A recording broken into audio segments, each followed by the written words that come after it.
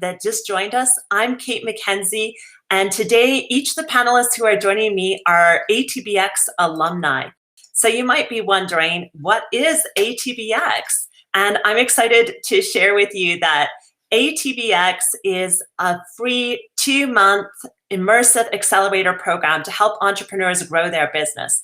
As an entrepreneur myself, I know that when I first started, I really wish I just had more people to ask for help and for advice and to really hold me accountable to reach my goals. And so, that's what we do with ATBX. We help you reach your growth goals and do it with a whole community of people that come around you to support you and a network that you get to meet. Like you see in this photo, it's an amazing group of people. So I encourage you to learn more and apply for our next cohort by going to atb.com/ATBX. And we will share the link in the chat to be able to let you know more about this amazing program. We also have some other services at ATB that I'd love to put on your radar. So if you haven't checked this out yet, I encourage you to reach out to our entrepreneur strategists. This is a team of business advisors who will help you with your advice, with planning, with strategy. They're incredible. Their services are completely free, and you do not need to be an AT client to meet with them. So I encourage you to do that. It's great just to have someone other than your cat that you can talk to about your business. So reach out, and they are an amazing resource. We'll put the links in the chat there for you today. And today I'm joined in the chat by my colleague, Stephanie Horner. If you have any questions, feel free to pop them in the chat, and she can reach out to you as well. Today's session will be recorded, and we'll send out the slides in a few days following this presentation so that you can be able to see them, review them, and share them with others if you would like.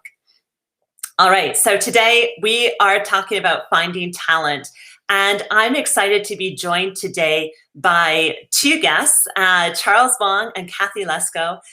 Please feel free to add your questions throughout, and know that we will have time at the end for questions as well. Before I dive into some questions with our guests, though, I want to throw a couple of quick thoughts your way.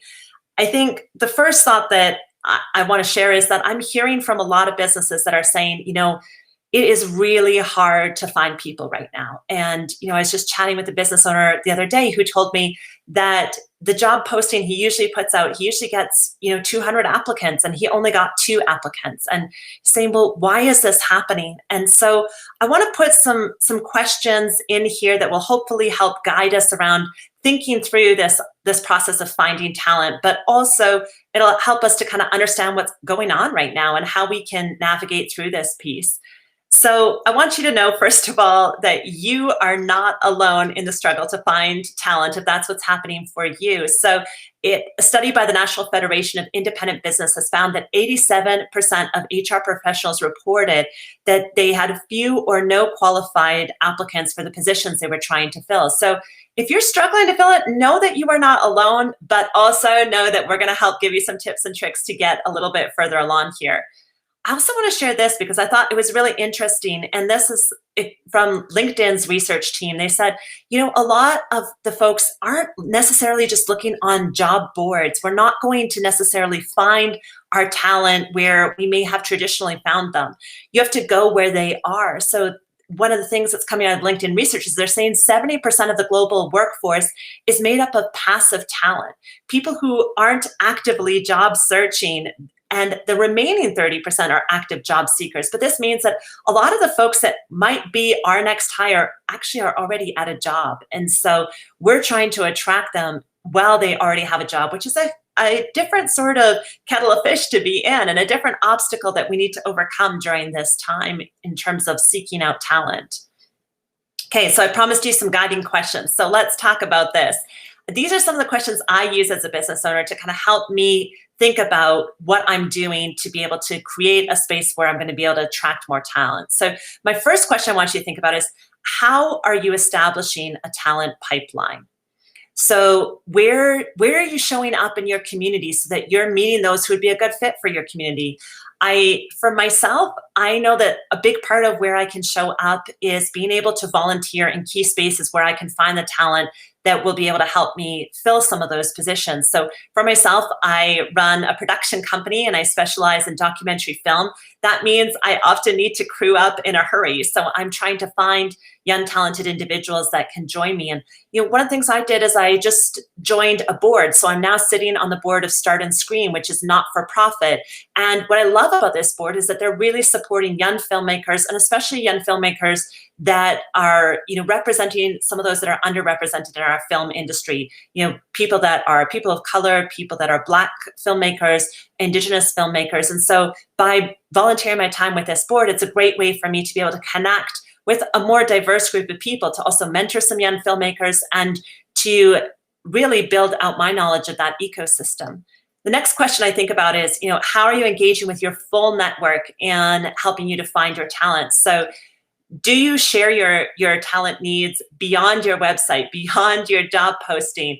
Are your employees sharing it? Are you asking some of those key contacts for leads? So I often reach out to, people that I know are great key contacts in my industry that could maybe help me fill a position that I need in that area or at that time. And then my final question is, how are you building a reputation as a great place to work? So 75% of job seekers consider an employee's brand before they're even applying for a job.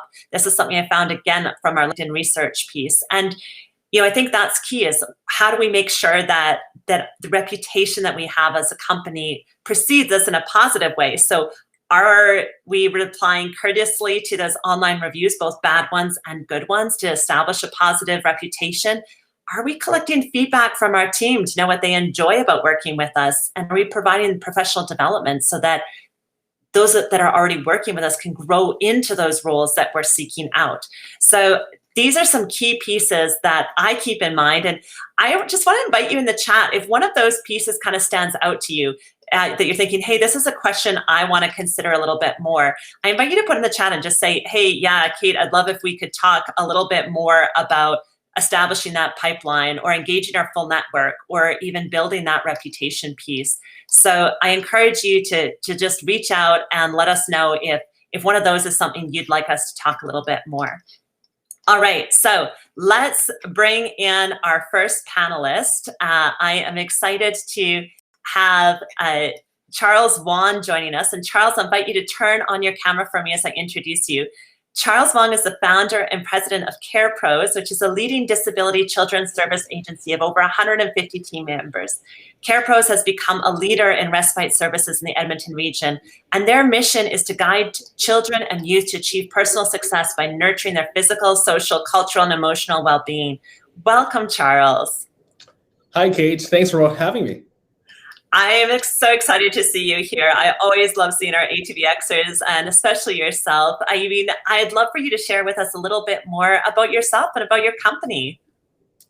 Absolutely. So ATBX was, I can't believe it was 2 years ago, but I've been building my first company here in Alberta. I was born in Hong Kong, but pretty much grew up here in Edmonton, and have a deep understanding and appreciation for Edmonton and Alberta. I've been really passionate about building my company here in Edmonton, Alberta, because of the various resources that I've been able to access, especially early on in my journey. In particular, the ATBX program, meeting Kate and lots of other ATB members who've provided me with lots of advice, connections, resources that I am so appreciative of.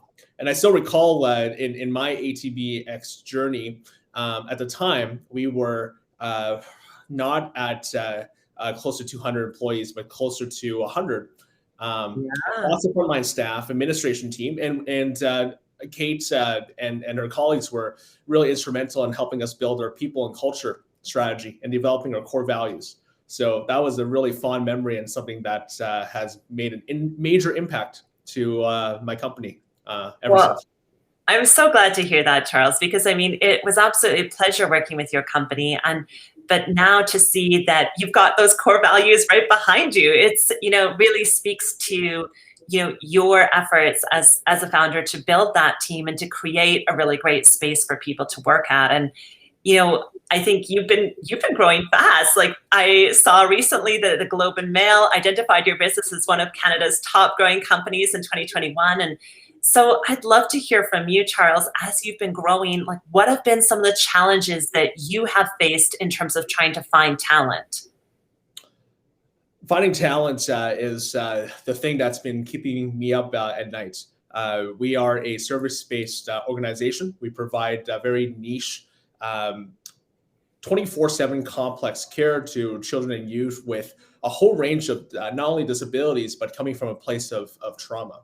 And I like how there was a promotion for supporting Indigenous companies. At CarePros, 70% of the population we support are Indigenous children and youth. So this is very important for us as well. And as we have been navigating the pandemic, going back now, to March 2020, it was so important that we had clear and open communication as we transition to we're a very high touch business. I would love to say we're high tech, but we have lots of things to catch up. But all of a sudden switching to working from home and splitting our teams between working from home and a lot of people who had to still work frontline and deliver services. Right. And it was a huge paradigm, huge shift, and trying to support people as much as we could during this huge era of uncertainty. And we, for talent wise, to be honest, we didn't want to change the dynamics of our team by introducing more people for a few months. We really wanted to solidify our core base to really understand, like, what is this new normal? How do we connect with one another and build with our existing team? So it wasn't until months into the pandemic that we started to grow again and pretty much stay above, keep our heads above water in terms of figuring out what are all the different government subsidy programs. What is the new current landscape? How do we navigate through this? Because at that point, the daily announcements from public health were directly impacting our business. So finding talent in the summer of 2020 was just so challenging. There were the CERT program. Our workforce is definitely in the low 20s hourly wage range.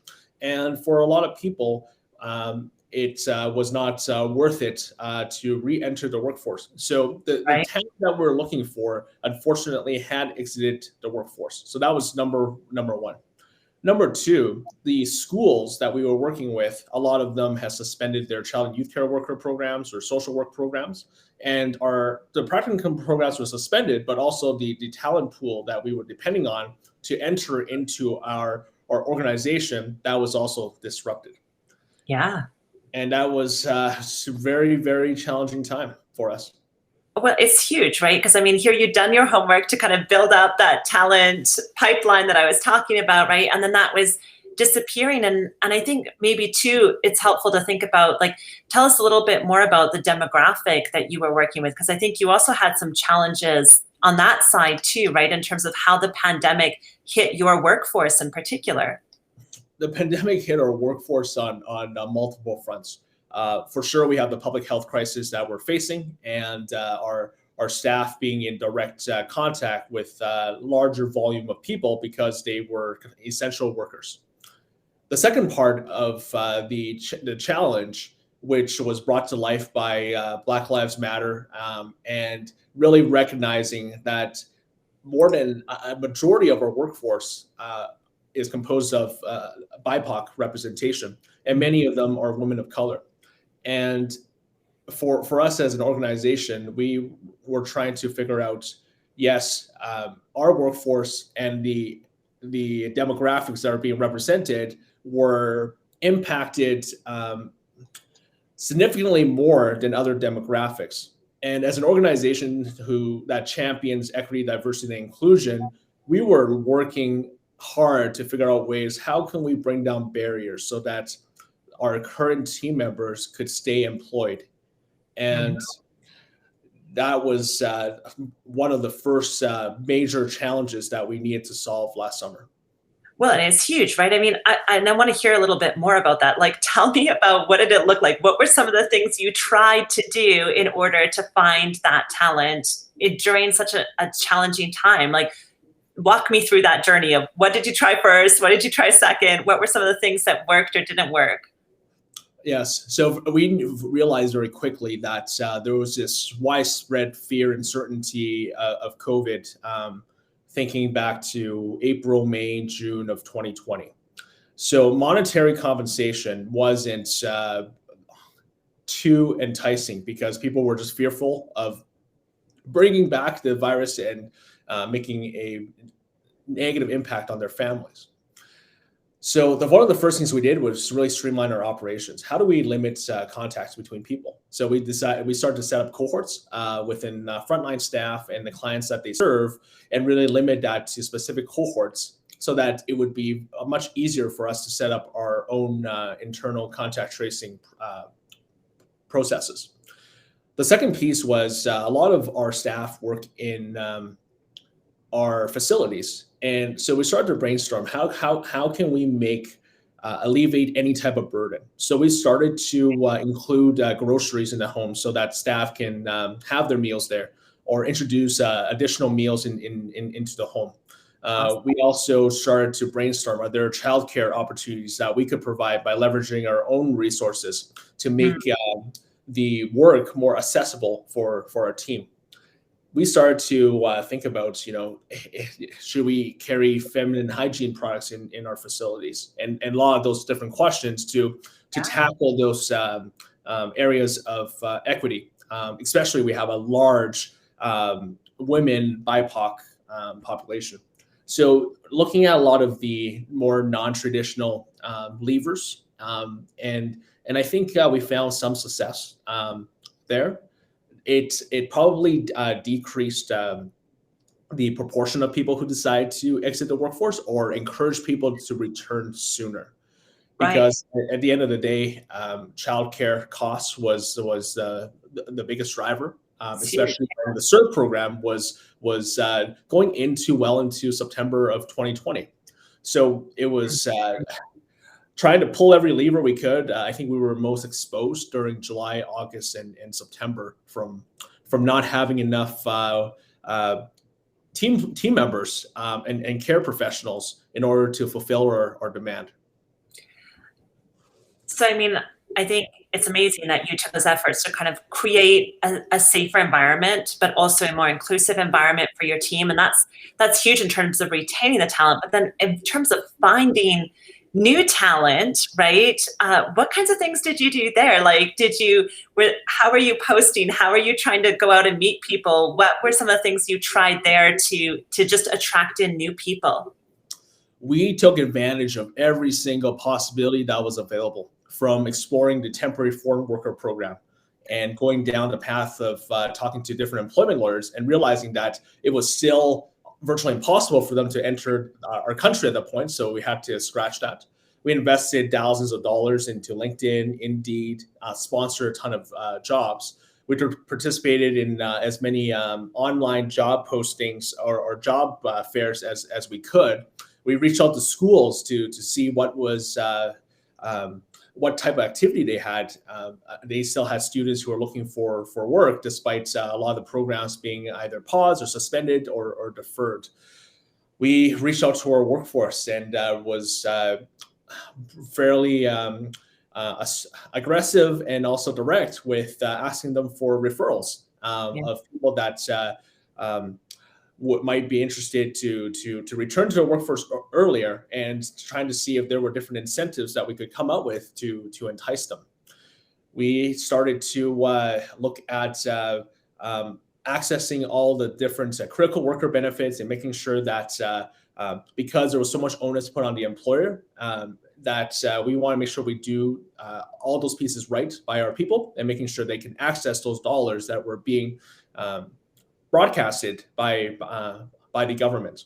So it was essentially a full court press, looking at every single available option and knocking down every single door, and really dedicating even myself as a leader of an organization. I think at one point I was essentially chief recruiter in terms of strategy, execution, and as well, we started to work with professional recruitment firms for different roles. So we had different demands from leadership, management, administration, and also frontline. So depending on the role that we were looking for, yes, we were establishing different channels, definitely through networking and putting feelers out for, let's say, a controller role or a other management role that was very niche. We were I was definitely picking up the phone and doing a lot of networking to help fill those roles. Absolutely. And I mean, we had earlier in the summer, some of you will have caught the webinar we did where we were talking about trying to find sales folks. And we chatted with our friend and ATBX alumni as well, Marty from 10% Recruiting. And he said, yeah, like sometimes you've got to bring in those specialists to help you fill those kinds of roles. I want to bring in Kathy here soon. So I'm going to ask you, Charles, sort of as we wrap here, what are some of your top 3 tips for finding talent? If you were to kind of boil it down to 3 things that we could maybe do, what would be some of those recommendations? I think the first tip is a big focus on retention before actually finding more talent. Definitely keeping your core key people team in play. And I think in the last, call it 19 months now, based on how everyone is physically distanced, the increase in EQ, emotional connection, and vulnerability with your key people is instrumental, because you need to be able to build that support system with your key people in order to weather some of the most incredible challenges that many people have gone through. So that would be the first thing that I really recommend. The second thing is that, Kate, you already alluded to this, that many people across North America are facing this challenge. There's this great resignation phenomenon across North America, and there are many people looking for a change. There are healthy exits of people who realize that the current role is not for them, but also knowing that other people are looking to make a switch. What are you able to offer that is not available in the market? So the quick thing that I will just share as an example is we piloted a 4-day work week. And in my industry, there's no other organization in Alberta with a 4-day work week. And this was extremely attractive for people. The fact that you could have 3-day long weekends or 4-day long weekends, depending on that, to help people create that work-life balance. And we were able to recruit some pretty cool talent. This is what they were so proud of to tell their friends or colleagues in the industry. And so that would be my example. And the third thing is probably the most important thing. In my organization, our frontline staff, the care pros, they're the heroes of my organization. And ensuring that they are taken care of financially, increasing access to counseling and psychology, looking for ways to bless them, thank them, and make sure that they feel appreciated. Our people and culture team, they did countless wellness checks when our staff were considered close contacts or were tested positive for COVID. We had a designated process where care packages were sent out. There would be potentially someone driving by to their home to check in on them, to drop off the package, to see how they're doing. And when dealing with like really difficult situations, we have something called critical incident reports in our industry, that there is people depending on the severity, including management or leadership, reaching out to the individual to make sure that they and their family feel supported. So I think overall, it's a lot of just caring, that we care as an organization. And I think that kind of goes back to what we were talking about before, just building that reputation as a great place to work, right? In that gets out when people know that you care, and you truly care. You're the person that shows up, when things go poorly. I think that makes a huge difference. Thank you so much, Charles. I mean, it's amazing to hear kind of what that journey's been like from you, and to just get some insights. I'm going to invite our next guest here. So I'm excited to bring on Kathy Lesko. And Kathy, I'll invite you to turn on your camera. Charles will say goodbye for a little bit, but we'll have him come back to join us after. Kathy is the founder of Confetti Sweets, which is a bake shop that specializes in awesome cookies. Trust me, these things are addictive. I love them. In fact, they were even invited to serve their cookies at the Oscars. That's right. Very cool. You can learn more about their company here in the chat. And I'll encourage you to, if you've got questions for Charles or for Kathy, start putting those in the chat and we'll grab them as we go. And also once we invite Charles back here for our Q&A later. So Kathy, welcome. Thank you so much for having me, Kate. Oh, it's great to see you. And I know we're a province apart. I'm here in Calgary. You're joining from, up north there. But it's so nice to have you here. And I kind of want to invite you just to tell us a little bit more about yourself and your company. Sure. Well, I'm the founder of Confetti Sweets, and we are a bake shop in Sherwood Park. We specialize in cookies, although probably since I've last seen you, Kate, we've expanded into cakes and cupcakes and scones and all the other delicious baked goods. We also operate Confetti Collective, which is an outlet for other small businesses to sell their products in our storefront. And us personally, we sell online. We sell on Amazon now. We still sell at a few farmers markets. And recently we have just started selling a dry cookie mix into grocery stores across Canada. So that's super exciting. I started out from home, opened my storefront about 7 years ago, and now we're up to about 25 employees. A lot of them are from the younger talent pool, I would say, high school, and we go up from there.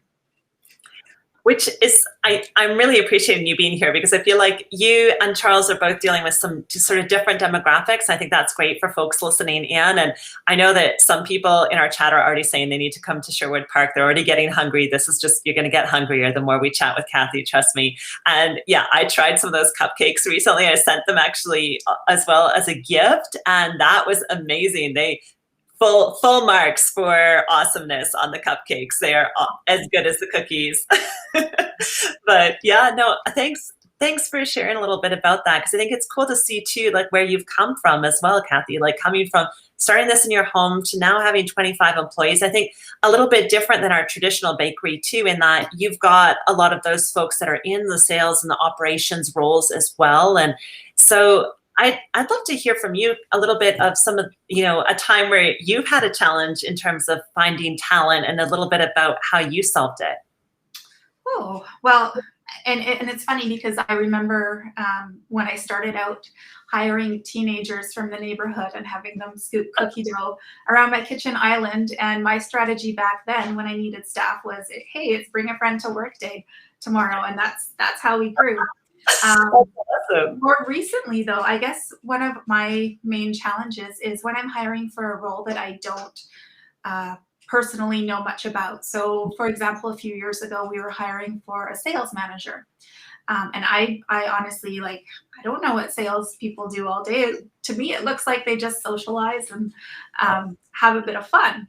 So when I was doing research for what we needed, I went to different salespeople, kind of asked them, what are the things I should be looking for? What are the top talents? And we did our interviews, found what we thought was the perfect candidate. And because I wasn't totally familiar, we reached out to one of our mentors that we had met at a government course that we took.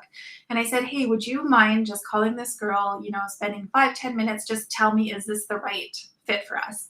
And he came back and he said, Kathy, she's great. She'd be great for inside sales, but perhaps not outside sales, which is really what we needed to drive business at that time. So very thankful that we got that feedback. And as it turned out, we brought up someone from inside our company, and she's still with us selling away.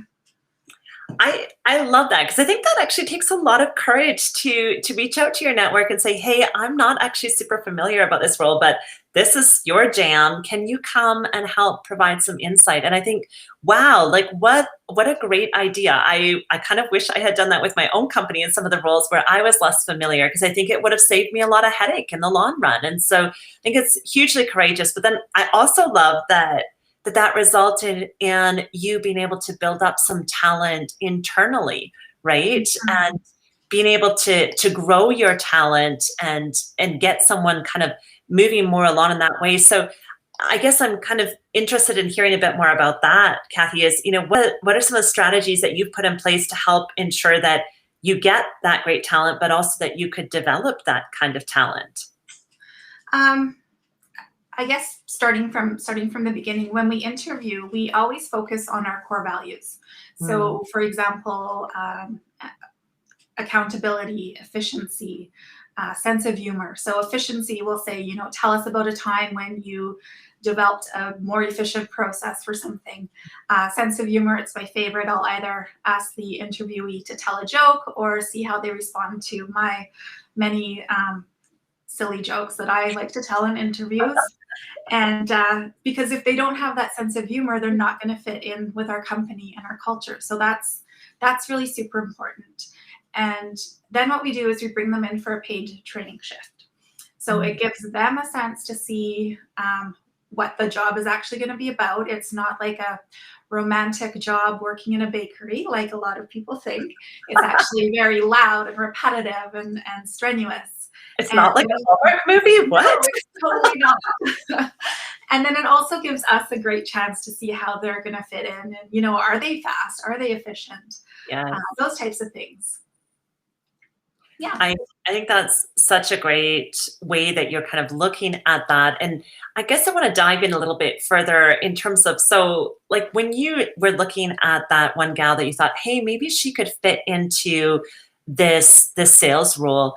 Tell me more about that. Like, how do you kind of nurture that talent that you have in your team already? Or what do you do? Like, how do you know, like, I think maybe I could try them here? Or tell me a little bit about that process.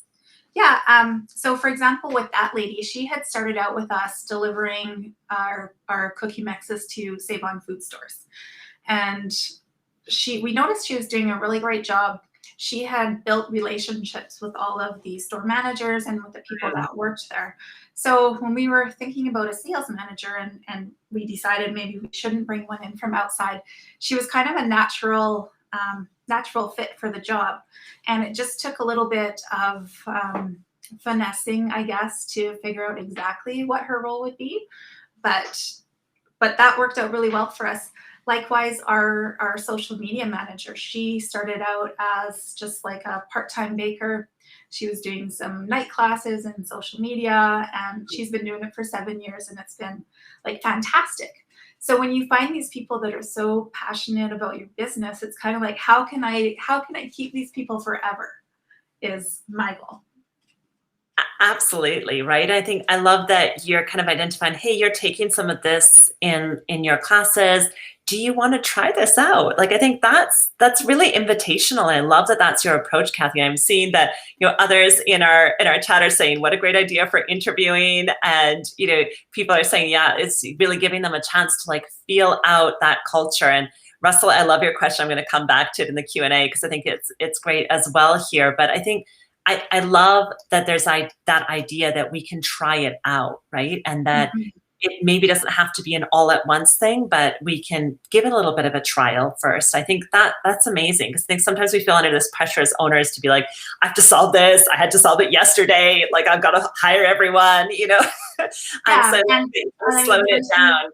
Yeah, and sometimes we'll have, like, we love all three of the candidates or both of them. So it really gives us a chance to try them out and kind of finesse further into who they actually are. Yeah, great suggestion here. I want to come to you too, Kathy, around sort of like, what are some of your top 3 tips for finding talent? Kind of going back to something we were just talking about. So not only do I find people that I want to keep forever, but if I have a student, and we have lots of students that work for me, and they're studying something in school, for example, human resources, I want to give that student an opportunity to have some real work experience. So I'll get them, like, can you rewrite part of our employee handbook, or can you sit in on interviews with me and take the lead on that? Just give them real life experience. And Amazing. I think that that helps them, that helps us, and it really shows that we're a good place to work, I think. The other thing, we always post our jobs on social media. And what I love about that is the people that apply already have that connection with Confetti Suites. And often I will, like, what made you apply here?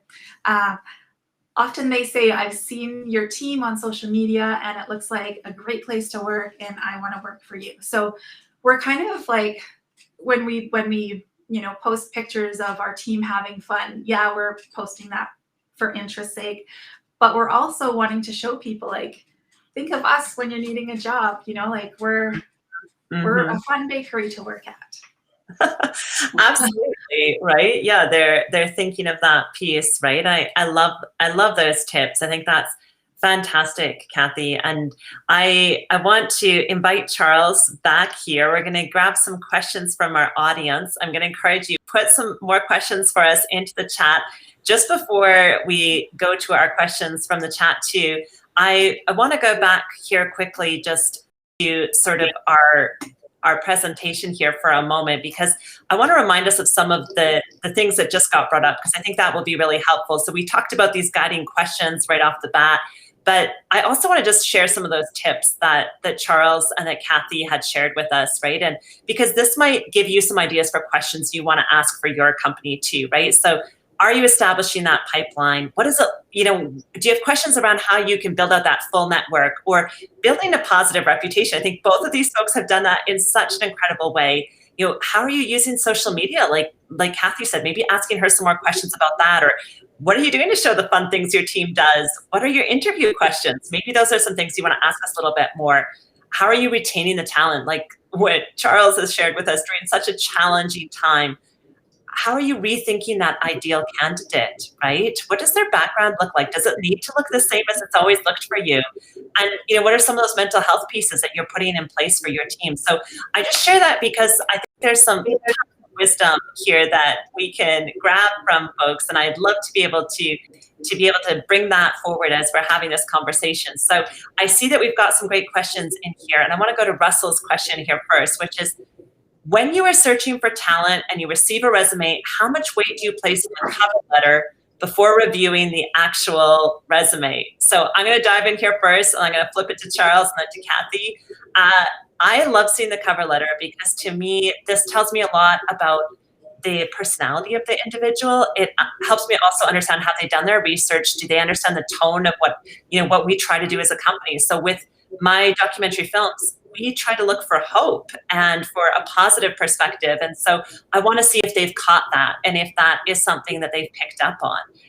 So flip to you, Charles. How about for yourself? Do you check out those cover letters? Do you flip them right past them? What's your strategy there? I love reading cover letters. Cover letters to me really differentiate the various candidates for a specific role that we're recruiting for. And for me, I'm looking for alignment with mission, vision, and our core values. I'm looking for qualities that are beyond the scope of the job as well. Because at a high growth company, yes, sometimes we're looking for talent to fill a specific role, but also looking for talent who might be able to grow into future roles. So I'm trying to get a sense of the picture beyond the resume through the cover letter. And during that screening process, if it's a matter of the 5-star rating that we have in our internal HR information system, it probably will give that extra half or full star based on the stellar cover letter to push that candidate along for the next part of the screening process. Awesome. How about for you, Kathy? Well, I think it's exciting when someone actually even sends you a cover letter, to be quite honest. Yeah, we get so many without them, but it does mean a lot. And I kind of like, if you write a letter about showing why you're passionate about baking or wanting to work for us, that gets you basically an automatic interview. And what I usually do in our job postings is, because I know young people don't necessarily know how to write cover letters when they're in, grade 10 or whatever, but I'll say, tell me why you want to work for us and why we should hire you. So even if they don't do that formal cover letter, I'm still getting the information I need. I love that. It's a great suggestion and a great way to actually diversify maybe your talent pool as well, right? That we're taking out some of, what would be more maybe that academic exercise, but still getting that information you need. I think that's really cool. I like that suggestion.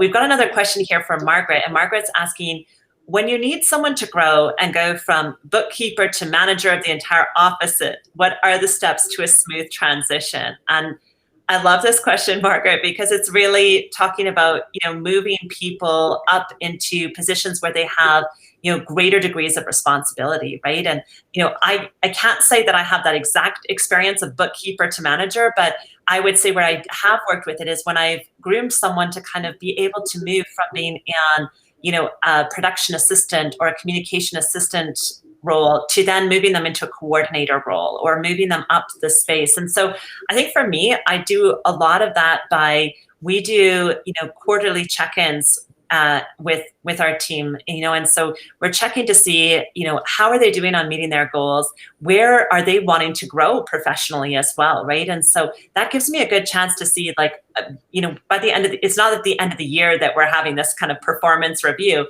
We're having that chat throughout the year and finding out, how do they want to grow? How are they growing? And then I can say to them, hey, if this is a goal you have, if you'd like to move up to that spot, here's what it looks like. Here's what I'm going to recommend that you need to do. And so that might include some reading pieces, that might include some more practical hands-on pieces, right? But we spell it out. So I really believe in sort of the Brene Brown philosophy of being clear is being kind. And so I'm going to tell them, this is where I see some gaps, but we can get you here. Here's what you'd have to do to get there, So that's kind of been a strategy I've taken. Kathy, I'm going to flip to you first this time and then over to Charles. How do you grow your people into those roles of more and more responsibility?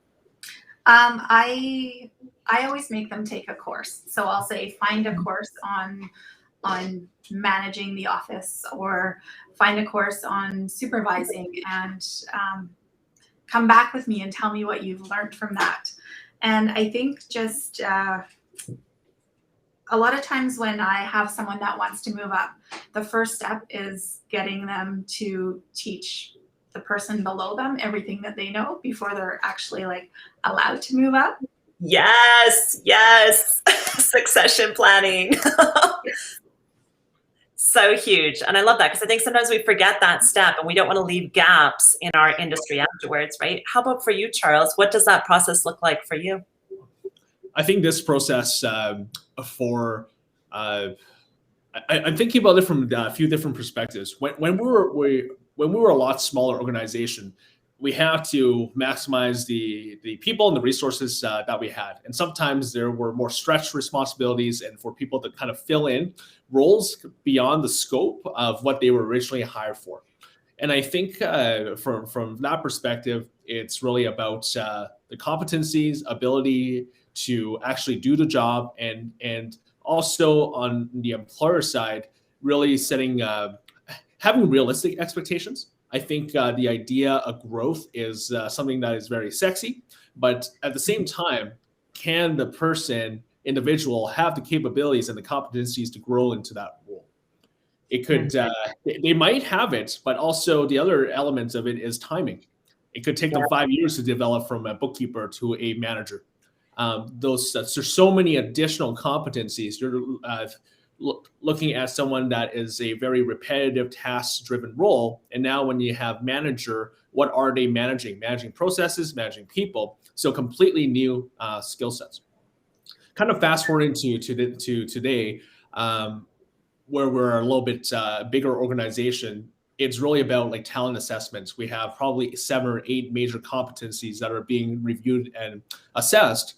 against the role, what are those competencies based on like scales of 1 to 7, and doing a much more objective type matching to see which of the competencies are a fit, which of those competencies the candidates might be able to grow into, and seeing how big those gaps are. Because I think when you're looking to grow, yes, developing internally is a really key part to retention. And of course, we want to see the people that we have grow. But there's also the reality that the existing team, you may have a talent gap for where you are in the stage of your company, and that it places undue pressure and also unfair to the individual if you might force them or kind of guide them to that growth journey if the competencies just aren't there. I think that's a really great point. And thanks for bringing us back there, Charles, because I think, especially as when we're growing quickly as a company, right? Sometimes the people we started our company with are not the same ones that are going to be able to continue with us. And Correct. So I think of that in terms of, I see a lot of companies I work with at ATBX that many of their first hires were generalists, right? People that could pitch in everywhere because really everyone had to wear like 10 hats.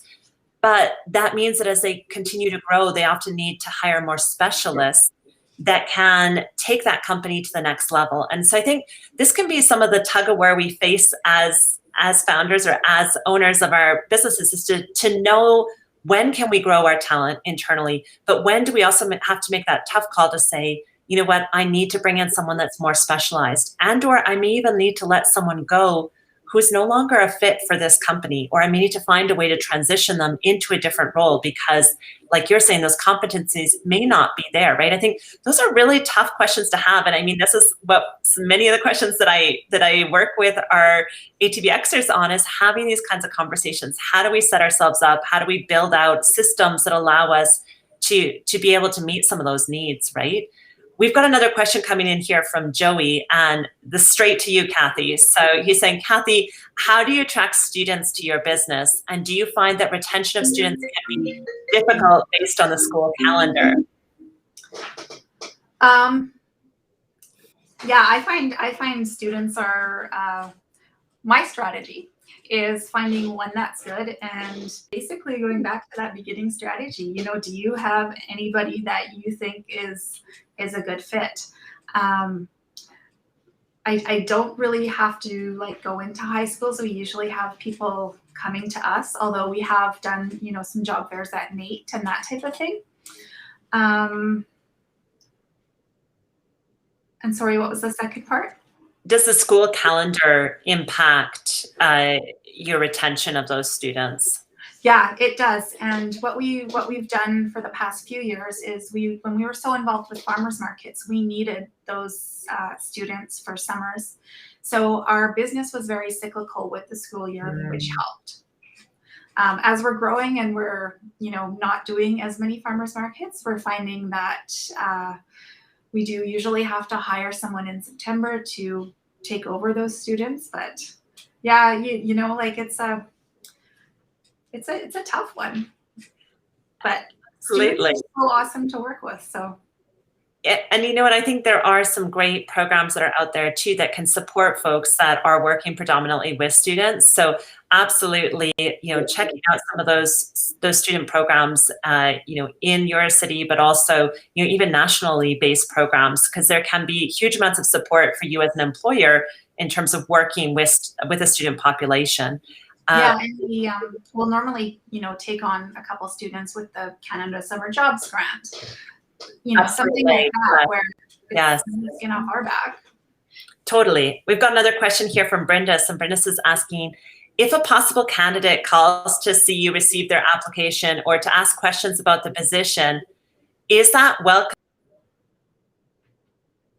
of a distraction in a busy office environment? So do we like to get calls of people that want to work for us and are interested in knowing more about the position, or is it distracting? I'll go to you, Charles, here first for this one, and then Kathy and I'll finish up this time around. Sure. A lot of candidates do call, and we have a dedicated line to our people and culture recruitment team so that it doesn't interfere with our day-to-day operations.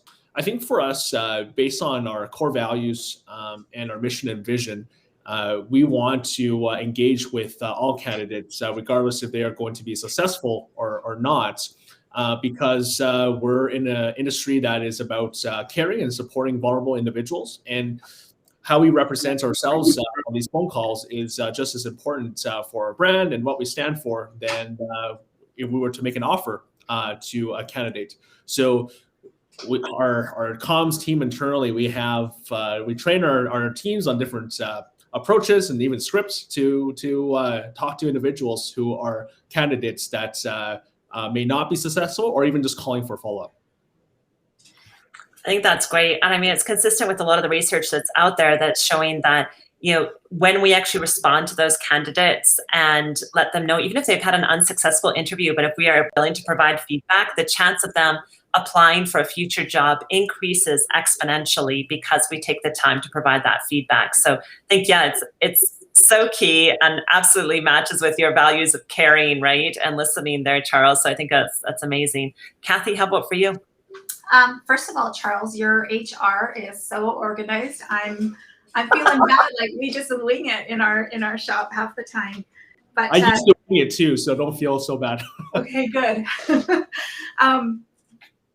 Do I like getting the calls? No, but call, yes, because as soon as they do, I actually take that second look at their resume and am more likely to give them a chance. But I don't, if someone calls, I'm, very nice and yeah.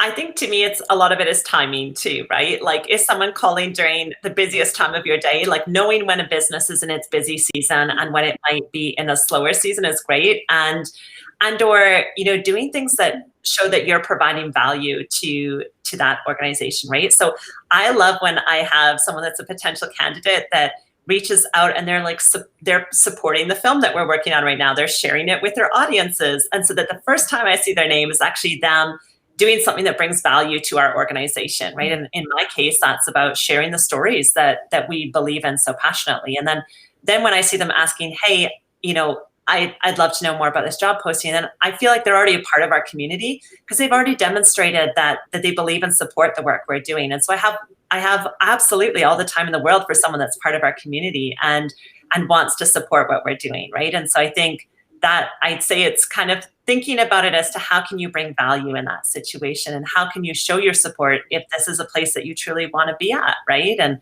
so I guess that's kind of my perspective on it here. We've got time here for one more question. So I'm going to go to one from Lindsay, and they're asking, do you think that people are less likely to apply for the job if it doesn't afford the flexibility that the pandemic has come to let us enjoy in many cases? For example, working from home or flexible hours. Oh man, yeah, this is a doozy.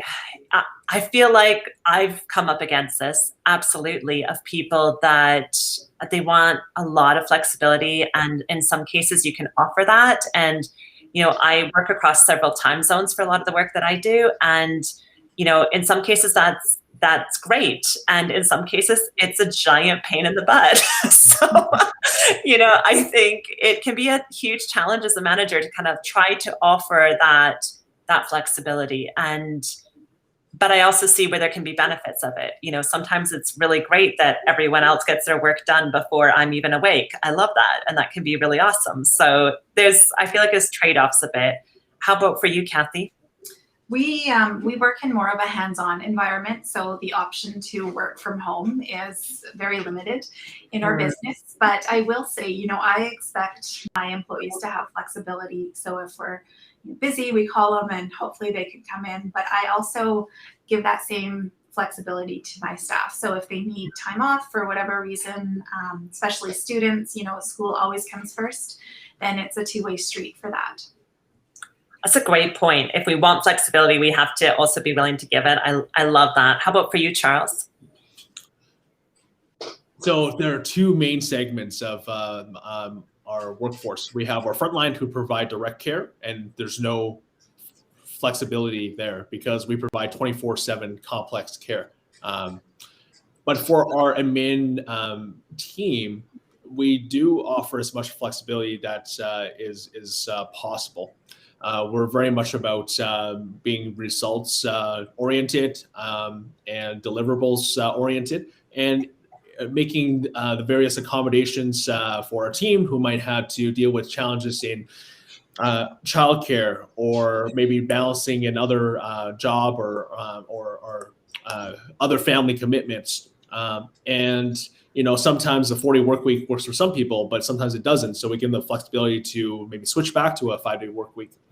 And with that philosophy as well, with the dynamic restriction situation, we've been asked to go home. We're given permission to come back to the office. And after a while, we just left a template saying, coming to the office is no longer mandatory. But for different team meetings, we suggest that they're done at least once a week in the office, so that there is that in-person human interaction, which is so critical. But of course, elephant in the room regarding vaccination requirements and those pieces. We've been working hard with lots of different consultants and stakeholders, and with our industry to really roll that out. And we're starting to roll that out slowly. And we're going to take a pretty firm stance on protecting the vulnerable kids and youth that we serve, as well as each other. So we expect that to have more turbulence in terms of affecting our workforce, and also recruiting future candidates. But that's the risk that we're willing to take in order to protect our people. I appreciate that. Yeah, because I think it is complex. Providing that flexibility has so many layers of how do we do that in inclusive ways, but also in safe ways for folks. And so I think this is an ever-evolving situation. And Kathy and Charles, I so appreciate your insights here, and also just being so authentic in your answers. It's amazing. And I guess I have one final question for you, Kathy, because some of our folks are asking for a friend. Where do they buy your mix? Because they want to make these themselves. Oh, yeah. They can buy it. We're at most of the Sobeys locations in Edmonton, all of the co-op stores in Calgary, and Amazon. Amazing. I love it. We can find goodness in all these places, my friends. And yeah, it's been an absolute pleasure. I know we've dropped your information in the chat there for both Charles and for Kathy, so you can find out more about CarePros and about Confetti Suites. These are amazing businesses, as I'm sure you can tell from our conversation today. Thank you to both of you. It is absolutely a pleasure to have this conversation with you. I'm so glad you could join us. And I'm going to invite everybody that has joined us today to sign up for our newsletter. Let's stay in the know about these future events. Next week, we're actually continuing this theme of hiring. So I invite you to return to hear from Kaomi Grad from Rising Sun Consulting. They'll be speaking about how to find and keep the right people for the right positions. So if you want to keep nerding out on this conversation, join us next week. And we'll put the link in over there in the chat so you can join us. I'm also going to invite you that if you are growing your business, if you're bringing on new employees, expanding geographically, exploring new products or services, apply for ATBX. Join our winter cohort. Be cool like these two. Join us. It's awesome to have businesses come and dive into these topics. We talk about culture, marketing, sales, cash flow, HR, like we've been doing today, operations, entrepreneur wellness, all of these pieces. And it's customized for the businesses accepted into each cohort. So it's delivered by entrepreneurs for entrepreneurs. And if that intrigues you, I'm going to invite you to learn more at atb.com/ATBX. And again, we'll put the link in the chat there for you. Lastly, we're sending out a little feedback survey where you can provide your thoughts. So you can see the link there at the top. Please be sure to check that out and let us know how today was for you. I wish you all a fantastic day. Thank you so much for joining us. And I hope you have good luck in finding talent.